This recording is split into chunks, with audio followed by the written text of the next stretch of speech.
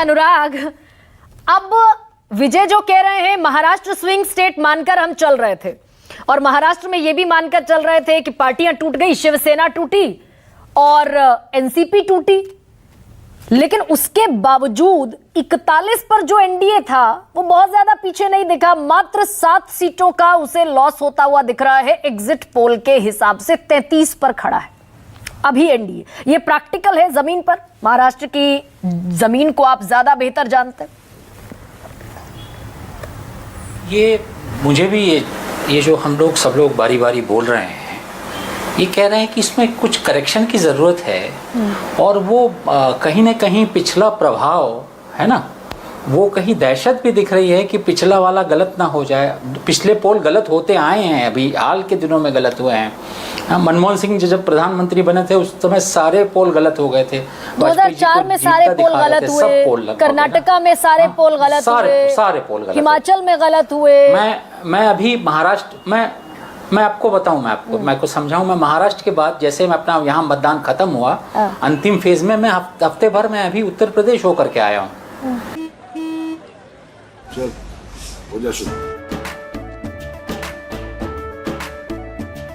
केसरिया से मन जोगी हुआ रे, दिल झूमे देखो पतवारा हुआ रे, दिल झूमे देखो पतवारा हुआ रे।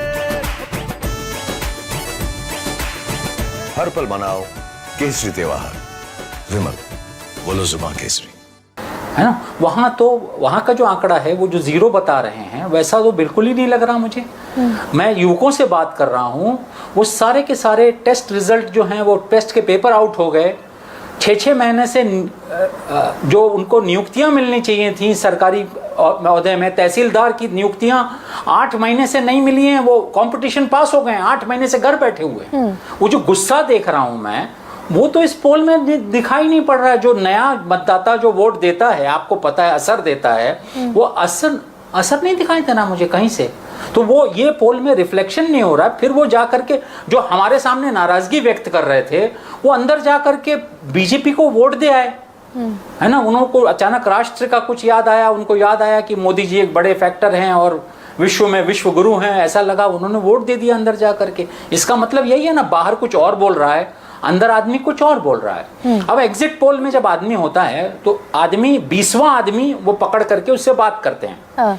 एक बात सच है कि इस समय बीजेपी के जो बाहर जो बूथ पे कार्यकर्ता थे वो सब जगह थे, रेगुलर दिखाई दे रहे थे। तो वो जो वोटर जो वोट डालने लौटता है, जो जाते समय टोका जाता है, वो लौटते समय वो होता है, तो क्या वो बाहर निकल करके वही बोलता है जो उसको बोलना चाहिए? भीड़ बाहर एक पक्ष की दिख रही है और आप बाहर आकर के क्या सचमुच वो वोट एग्जिट पोल में, क्या हमारा मतदाता वोट डालने के बाद सच बोलता है कि ये इसको वोट पड़ेगा, इसको मैंने वोट डाला है? ये भी एक सवाल अभी इसका उत्तर मेरे ख्याल से 4 तारीख को हम सबको। और अनुराग, आपने एक और सवाल पर, आप यूपी का जैसे जिक्र कर रहे हैं, उत्तर प्रदेश में आपने कहा कि हमने पूछा तो नाराजगी थी और वोट किसी और को डाला है। इसकी संभावना कितनी ज्यादा है? वोटर अक्सर करता है ऐसा खेल भी।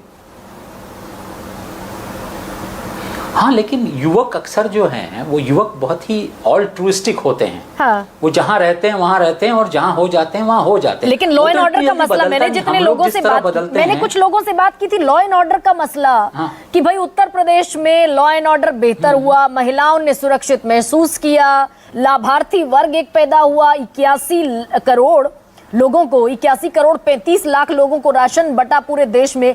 ये सारी योजनाएं, अग्निवीर जैसे और मुद्दे, बेरोजगारी, महंगाई, अग्निवीर, आरक्षण, जातिगत जनगणना, ये सारे मुद्दे एक तरफ, लॉ एंड ऑर्डर और लाभार्थी वर्ग एक तरफ, ये क्या वाकई पलड़े पर इस तरीके से एक्सेस होता हुआ दिखा क्या,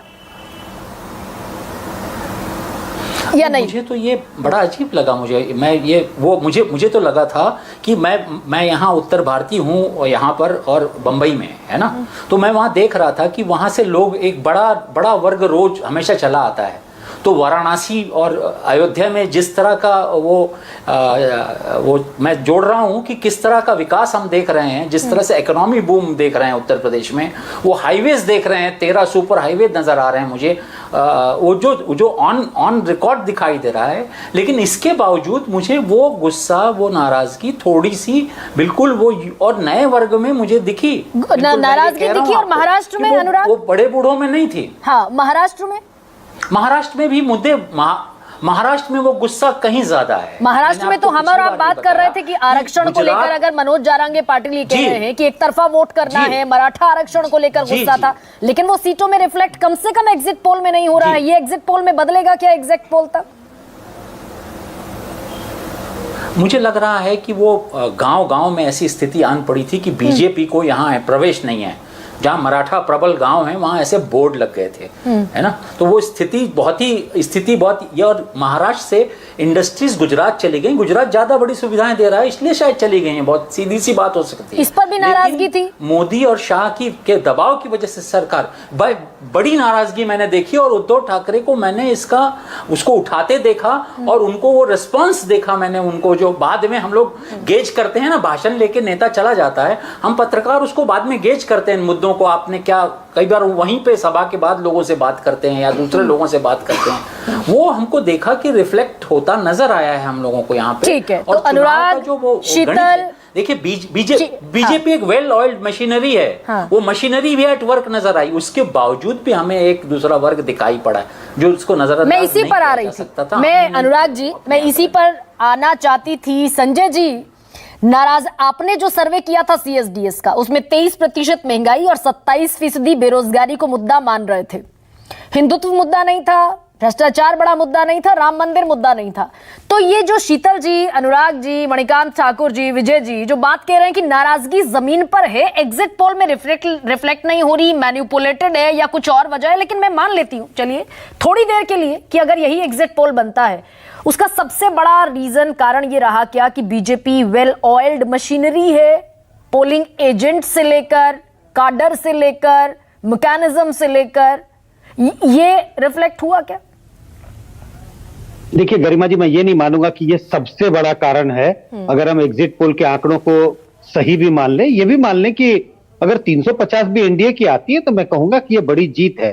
तो क्या इस जीत का कारण सिर्फ और सिर्फ या सबसे बड़ा कारण बीजेपी की वेल ऑयल मशीनरी, मैं नहीं मानूंगा कि ये है। लेकिन हाँ, ये जरूर कह रहा हूं कि इसका भी योगदान होता है चुनाव लड़ने में। तो फिर चेहरे पर वोट हुआ? नहीं, मैं कह रहा हूं लेयर है। हाँ। चेहरा भी है, सरकार के कामकाज भी हैं। इसको कह नहीं सकते कि सरकार का कामकाज लोगों ने नकार दिया और सिर्फ चेहरे पर वोट किया। लाभार्थी वर्ग, जिसकी बड़ी चर्चा हो रही है, जो वेलफेयरिज्म की जो पॉलिटिक्स है और जिसका जिक्र मैंने कई बार पहले भी किया। हमने जब प्री पोल सर्वे किया था तो हमने देखा कि गरीब मतदाताओं का वोट जितना पहले बीजेपी के पक्ष में जाता हुआ दिखता था, उतना प्री पोल में उससे कहीं ज्यादा जाता हुआ दिख रहा था, और इतना ज्यादा जाता हुआ दिख रहा था, शिफ्ट था। हाँ। तो मुझे लग रहा था कि ये कैसे हो रहा है। कई तरह से आंकड़ों का विश्लेषण करके देखने की कोशिश की, तो कहने का मतलब यह है कि जो गरीब मतदाताओं को जो तमाम राशन और फ्री चीजों की योजनाओं से जो लाभ मिला, उसका भी फायदा है। अब प्रधानमंत्री मोदी की छवि तो है ही है, चेहरा तो है ही है। ये 3-4 लेयर्स हैं जिस सब ने कंट्रीब्यूट किया है बीजेपी की एक बड़ी विक्ट्री के लिए। अगर हम ये देख रहे हैं 4 तारीख को कि बीजेपी 305-310 सीटें लेकर, और विपक्ष के लिए डीमेरिट क्या बना? अगर इसी को मानती हूं मैं, हालांकि बहुत सारे लोग इससे असहमत हैं, खारिज कर रहे हैं। देखिए, मुझे लगता है यहां डीमेरिट चुनाव मैनेजमेंट को मैं कहूंगा, क्योंकि मैं ऐसा नहीं मानता कि विपक्ष ने जो मुद्दों को उठाया, जिन मुद्दों को, उसका कोई कनेक्ट नहीं था। बिल्कुल कनेक्ट था। अगर कनेक्ट नहीं होता तो कैंपेन में बीजेपी के बड़े नेताओं के सुर क्यों बदलते?